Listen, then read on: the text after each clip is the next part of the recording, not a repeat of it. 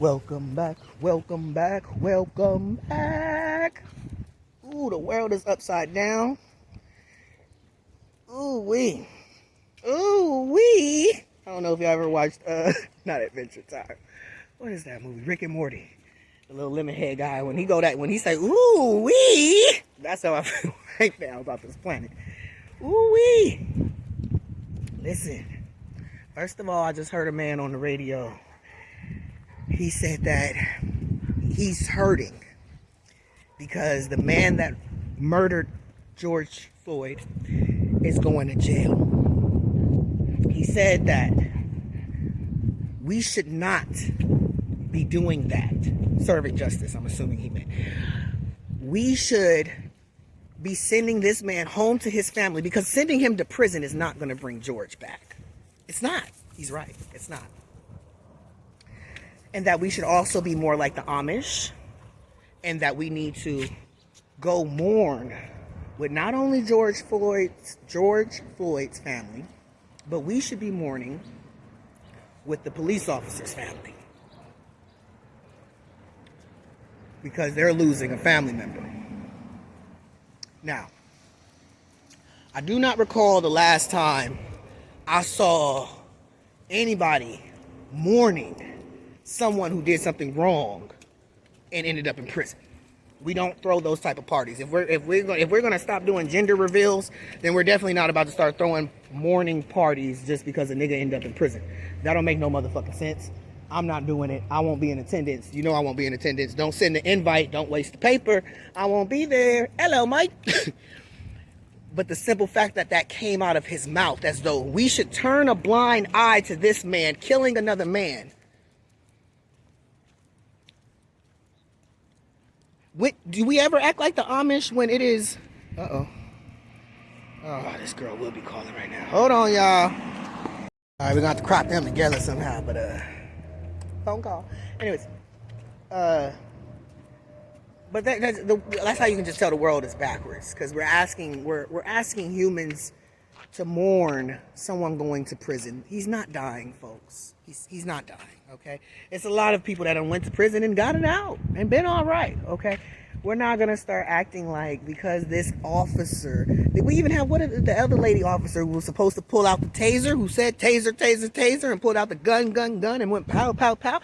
Okay, we even have her right now who... I don't know who paying for it, but she has mass protection around her house. I'm sorry, because you accidentally shot someone and because you failed in your training, you now deserve protection? Well then shit, I need some protection. As far as I need a fence around my van everywhere I go. Who's paying for this? How do we get this? Is it because we're a police officer? What is the requirement? Is it because I said taser, taser, taser that it makes it okay that I didn't pull out my taser? I don't understand. But if people don't start asking these questions and standing up, even if you get the answer, what's up, baby? You looking like you want to get out. Goddamn. Take a picture. But if we don't start asking the right questions, because asking the question, even if the person look at you like, oh, you stupid, I don't care. Without the question, I don't know the answer. Without the question, I don't know the answer. And without the answer, I'm still questioning. Okay. But when we have 16-year-old, and like I said on my Instagram, there was always fights at school. There was always fights at our school. I remember almost getting jumped at my school, okay? And when I say every time a security guard would come and there'd be a fight, or a teacher would come and there'd be a fight, nobody stopped. It was not ever once a fight that I seen somebody be like, oh, stop, the teacher's coming. I mean, people would say it, nobody stopped. It kept going. You're trying to get in your last little jib, jab, jibby, jab, jibby, jab, jab, jab. Understand, if we practice these things in school, and teachers know this, and they see this, and security knows this, and they see this, and we don't change it. We don't change it. We just allow it to keep happening. We never go and really, I remember fights, and it used to be the same kind of people fighting every single time. And I used to always wonder, why is no one helping them? Why do they feel like they have to be angry every day and, get into an altercation or a fight? Come down the line, usually, the person was going through some shit at home. Nobody was questioning. Nobody was asking. Nobody knew the answer. So now, looking at an adult, or still a 16-year-old, because everybody was making the joke, you know, dude even made the joke, oh, she's big, blah, blah, blah, blah, blah. She could possibly, kill the officer. Well, I'm sorry. I've seen some big 16-year-olds. I've seen some big, 30-year-olds, whatever. But I don't walk around with fear in my heart. When you approach a situation, and as I said, when you get called to a situation and there's a conflict already, you can't go to that situation thinking, all right, I'm about to subdue this as quickly as possible. It's usually never going to be quick. You have to take your time. You have to. Because with time comes communication for us to understand what the hell is going on. I really can't diffuse the situation. I can make it worse, though. I can definitely make it worse. And that little girl not going home to her parents. Oh, I'm sorry. My bad. She was in foster care. And that's another thing on my Instagram. As soon as a black kid or something like this gets shot, it's always justified. Everybody keeps saying, well, she had a knife and she was about to stab her in the head and da-da-da-da-da-da-da. She deserved to die. She deserved to die. Kill the kids. That could have been me. That could have been me. I was born a fucking female, people. I'm trans, right?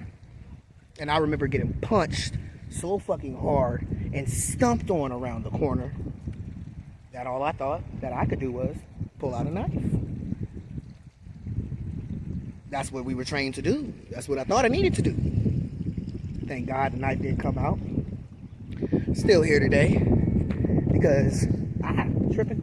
We learned or the older folks learned, you take an ass whooping, you fight today, what did he say?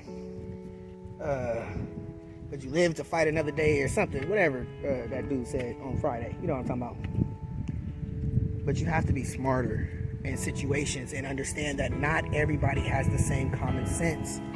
Not everybody was born the same. I'm trying to become a youth pastor, and I have to realize that not everybody was born in the house that I was born in. And even some of the people that were born in the same house, around the same people, doing the same things I used to do, we're nothing alike. We're nothing alike. I love them to death, but we're nothing alike. And then it is what it is. But when we show up to situations and we get half a story, all we hear is, oh, there's a teenager outside and she's trying to stab somebody. Well, I'm going to show up and 9 out of 10, I'm, first off, getting out of the car, announcing myself. But I see in the article it says that police officers do not have to announce. No, they don't have to announce when they're about to fire their gun. But I would have got out of the car announcing, police, even as a parent, when you're a parent and you pull up somewhere and I've seen parents do it all the time. It don't even be their kids. When they see fights happening on the street and a parent just happen to stop out and get out. Hey, what are you doing? What are you doing? You kids, get over here. You kids, get... Communication. I'm letting you know I am the authority figure now in this situation. But if I get out and I'm silent and I'm just, what's going on? What's going on? Oh shit, pow, pow, pow. Well,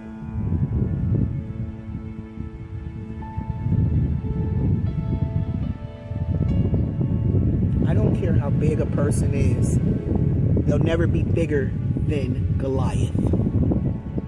And even David didn't use a gun against him. I don't care how big a person is. You reach their heart, you might really preserve and save a life. I just watched a video where the guy is wielding the knife in front of the police officer. He's not even trying to stab another person. He's trying to stab the police officer. And there's been multiple videos like this.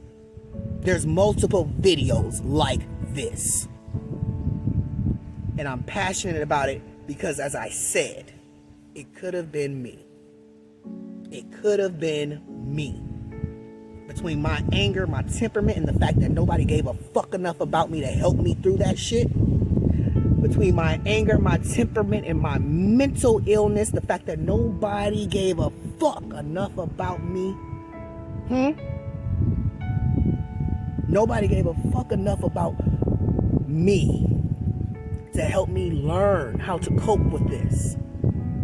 But you humans expect other humans to just answer. You see authority? Answer. You see authority? Know this, know this, know this, know this, know that. No, baby.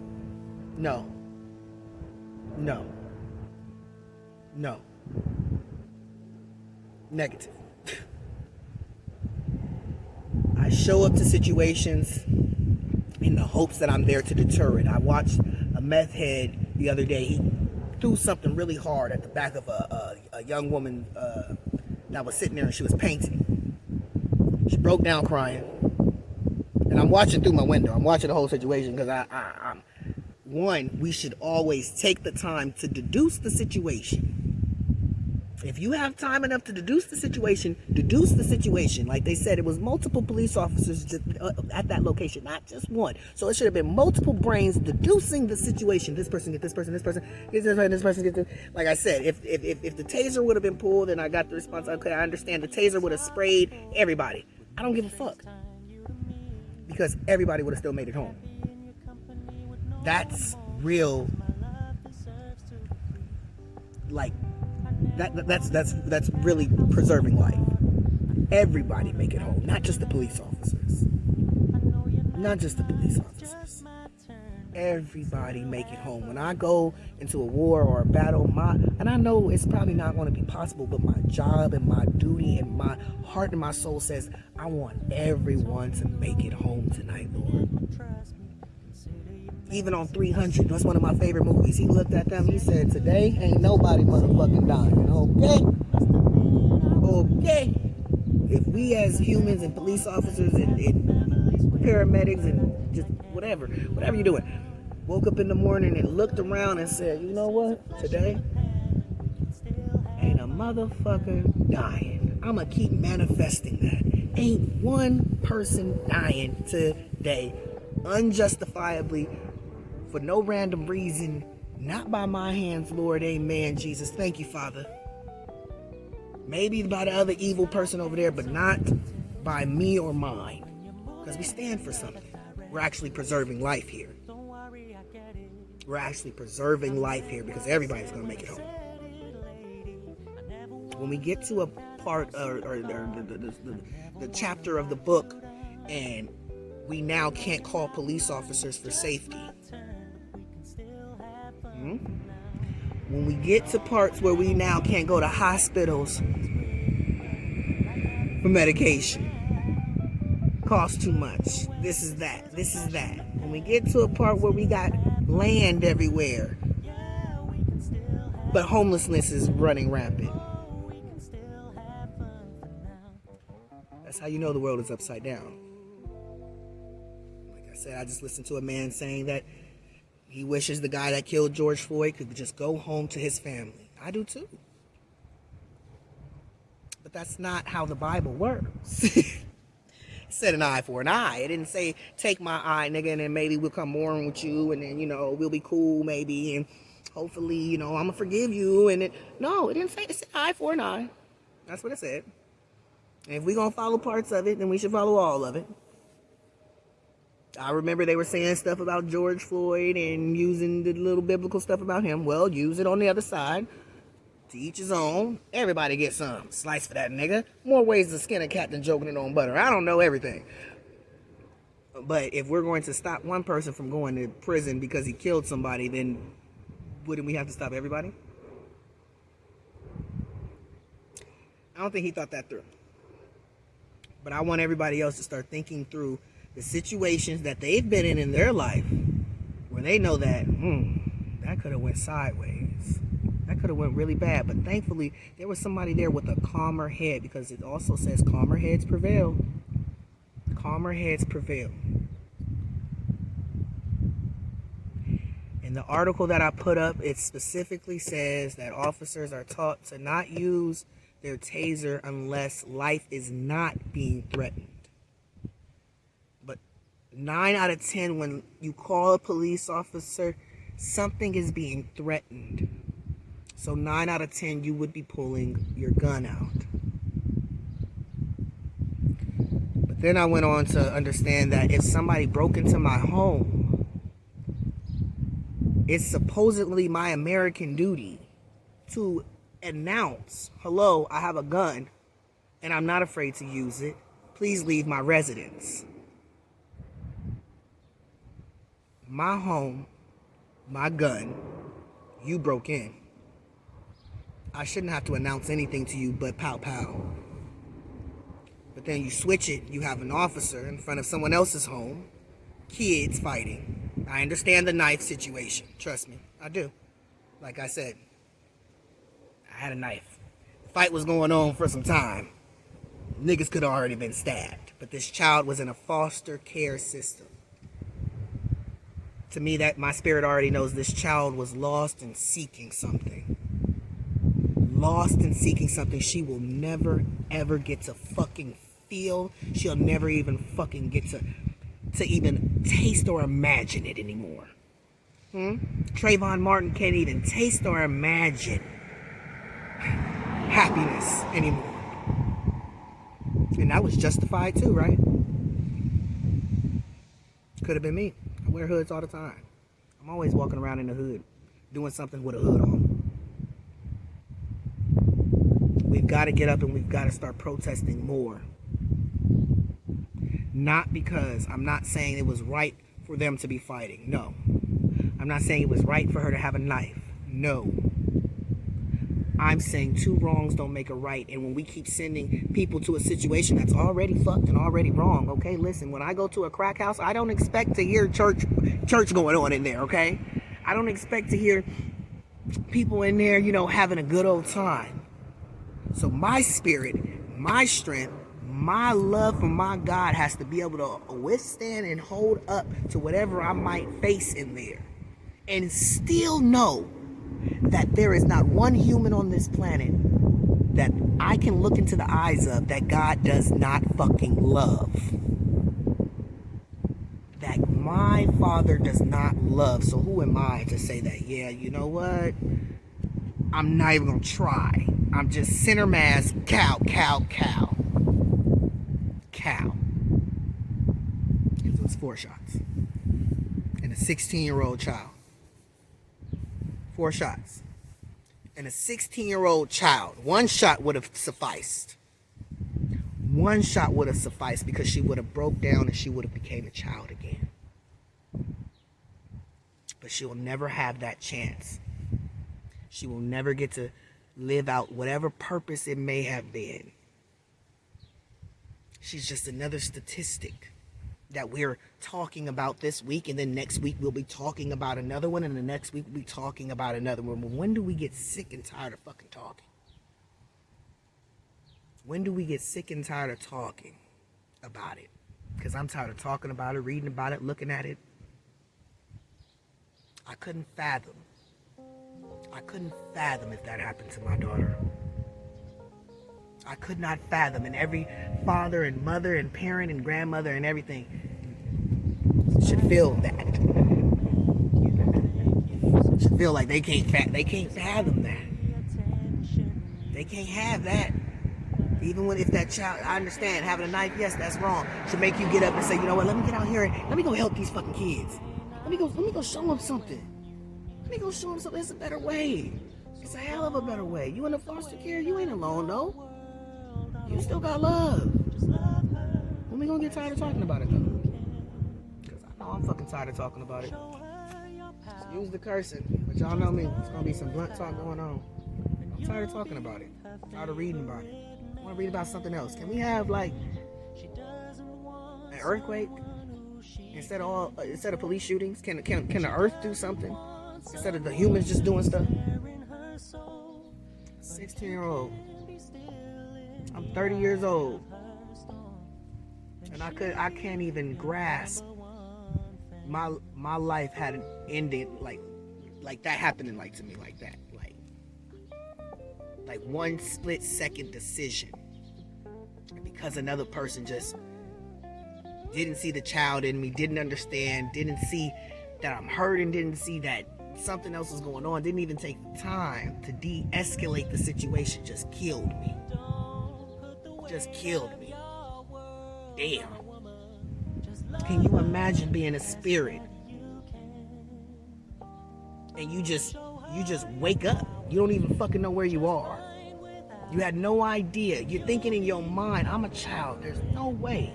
Because that's usually what we're thinking when we're kids, when we're doing something bad. I'm a child. There's no way. I know I'm going to get a whooping. I know I'm going to get yelled at. There's no way that somebody is going to unload 4 bullets into my chest.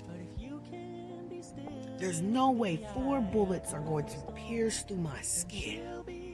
And then the joke of it all was that they said, yeah, and then they tried to revive her. Jesus Christ.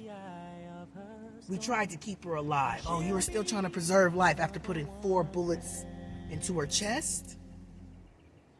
Jesus Christ, stop lying to yourselves.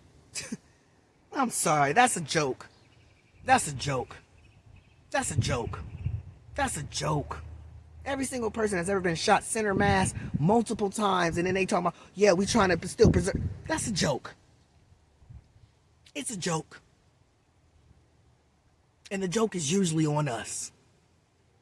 And I'm tired of it. I'm sick and tired of it. Everyone else can wield weapons towards a police officer. People can punch a police officer in the face and all this other stuff.